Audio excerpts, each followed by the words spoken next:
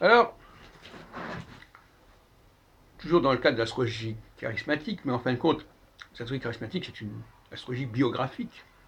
Et donc, on peut parler de la vie de quelqu'un au regard de cette astrologie charismatique. Eh bien, je voudrais parler d'un épisode de mon existence qui concerne la période de mes 45,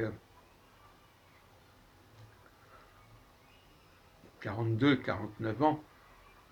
42 étant le début d'une bonne période, et 49 ans, le début d'une mauvaise période. On est toujours un système de 7 années positives suivi de 7 années négatives. Eh bien, quand j'ai eu 42 ans, nous étions en 1989.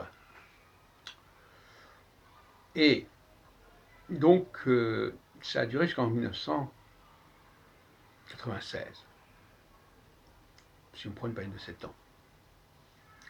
Ça a été ma période judaïque, si on peut dire.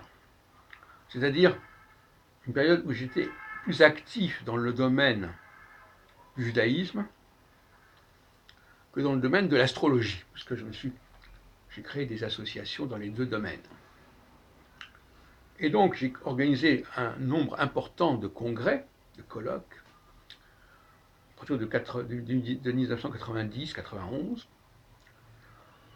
avec pas mal de monde dans le monde juif, pas mal d'associations qui ont participé, notamment en 1991, une sorte de grands forums d'associations juives. Rue Caillot, dans les mêmes locaux où j'organisais mes congrès d'astrologie. Et en 1993, j'avais été sollicité par une autre association, Liberté du judaïsme, et par son fondateur, Garbartz, pour prendre les rênes de son association, alors que je m'occupais déjà du CIRIGE, qui était mon association, le Cercle d'études et de recherche sur l'identité juive.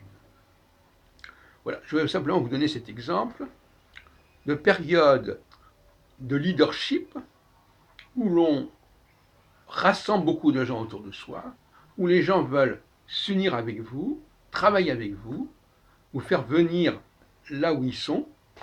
Et je voulais simplement montrer aussi, parce que c'est aussi la période où j'ai développé les cahiers du CERIGE, les cahiers du Centre de recherche sur l'identité juive, que vous pouvez trouver en ligne d'ailleurs sur Scribd, et qui sont le témoignage de cette période.